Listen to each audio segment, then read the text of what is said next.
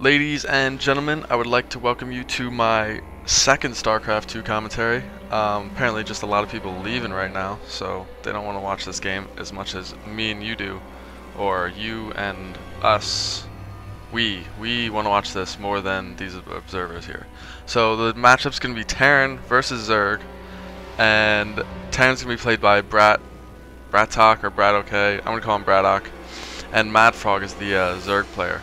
Madfrog, very well-known player from StarCraft 2, or sorry, Warcraft 3, and Bratok's definitely been making some waves in StarCraft 2. I actually just watched a replay of him versus the little one in a ZvT matchup, and it was pretty epic. Good play from both players, although I won't spoil it for you guys. You should check it out. So right now, just supply depot, not gonna wall off against Zerg. Bratok, I guess, doesn't need to do that because he's just so pro. But generally, you generally see a lot of wall off against Zerg just because of the they can rush, but you don't see a lot of this crazy 6-pull stuff at this high level of play. I guess just more out of respect, or maybe he is gonna wall off and just do. Oh, okay.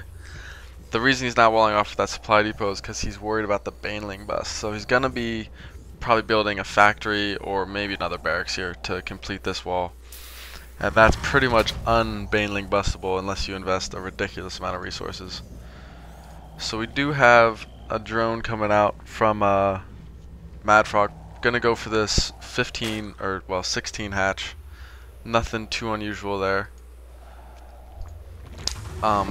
Gas coming up for Bratok, and then just this drone gonna be harassing this SCV, but he is gonna finish that building right away, so not really gonna be able to do a whole lot. Might lose this drone here. Doesn't want to do it. Getting a little bit of bad pathfinding by the SC2 engine right there, and that drone is gonna go down. Now we do have a spawning pool. Nothing unusual, I guess. 15 hatch, 16 pool, and now I guess that was 15 orbital from Bratok. This expansion is going to come up, and now Bratok is finally going to do some scouting with this marine. Maybe do some kind of rush, but no, probably not. The waypoint set right here, and there is the factory to complete that un-Baneling bustable wall. Second hatchery come up, just really mashing drones right now. Lots of drones. This SCV just pretty much going to see that he's not going to be rushed, at least. He saw this expansion, I think. Yes, he saw the expansion, so nothing too crazy there. Always good to have this SCV. What I like to do is you hide him over here. A lot of players do this. You hide the SCV off in the corner of his base, and then maybe later you get a little scouting done.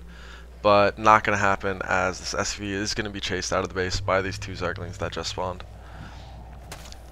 A queen finally coming out at 28 supply, and probably going to need another overlords here soon.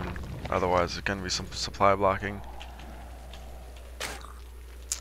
And not yet, but Zergling boost is going to, or speed for the Zerglings is going to come out. Probably to maintain a little map control, and it's pretty much essential if you want to do any kind of land rush or attack on this map, because the rush distance it's so far, it's all the way around and all the way around the space, so it's a pretty long distance. Bratok is going to try to secure an early expansion as well, because he saw that Zerg will not be rushing him.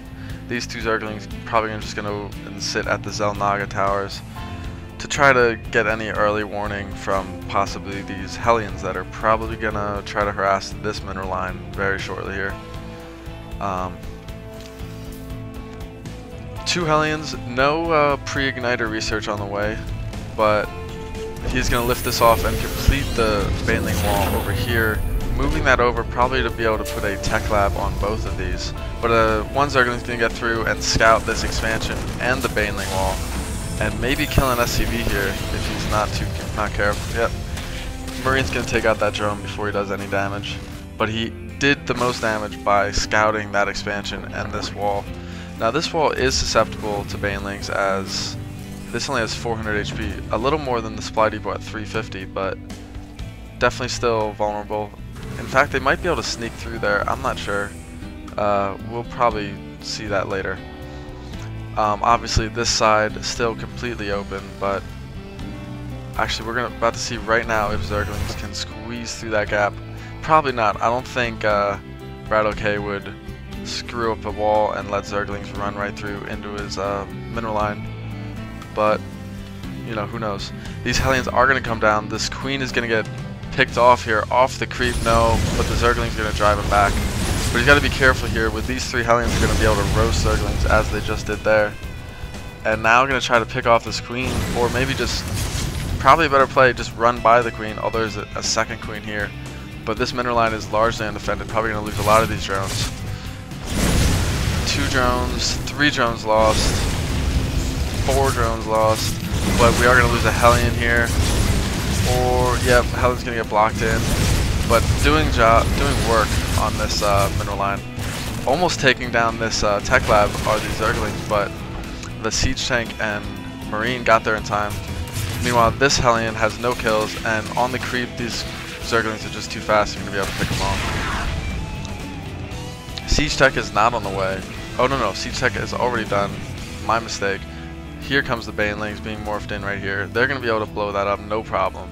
But with these siege tanks, I don't know if these Zerglings are going to get very far. Bratok probably should invest in a couple more marines down here, because a few of these stray Zerglings are going to rip apart these siege tanks. And here comes the baneling bust. Nice play by Madfrog using that first Zergling to stop that siege tank shot. But the wall is broken, and it's going to be thrown up. These siege tanks are going to get a couple free shots before these Zerglings break through, and they get through, and they're going to pick off this siege tank, maybe some friendly splash. Not going to get that siege tank. I don't know exactly what's going on, but possibly some missed micro by Madfrog. But he did get that siege tank, probably due to the friendly splash. But still, 9 kills in this siege tank, so he's paid for himself already. He's done his job. That baneling bust, not super effective, as those Zerglings didn't come in fast enough. And the nice thing about having a tech lab instead of a supply depot is that, granted, you can blow it up right away, but if the Zerglings aren't right in there, if he builds that tech lab right on that factory super fast, then it's not really a problem. So, meanwhile, a bunch of creep tumors being thrown down, probably for the speed and just vision on that side of Bratok's base. And there's no wall on this side, so definitely gonna be able to do some damage with these Zerglings. Gonna run up that ramp, or maybe go for these tanks. Yeah, definitely gonna wipe out these tanks very quickly. And losing 1 tank and another tank.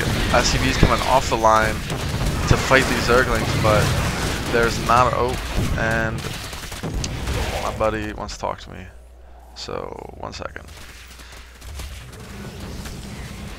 Anyway, so that expansion, at least temporarily, completely pretty much wiped out, economically at least. There's a few SCVs left. All these tanks were taken down, and a bunch of these SCVs and Marines are going to get killed. But there's a bunker over there. All these SCVs are going to be repairing this siege tank to try to kill these Zerglings off. But we're going to lose another tech lab and that almost completely done stim pack research. Building that tech lab right away and landing that command center again. But more Zerglings coming in from the other side are going to kill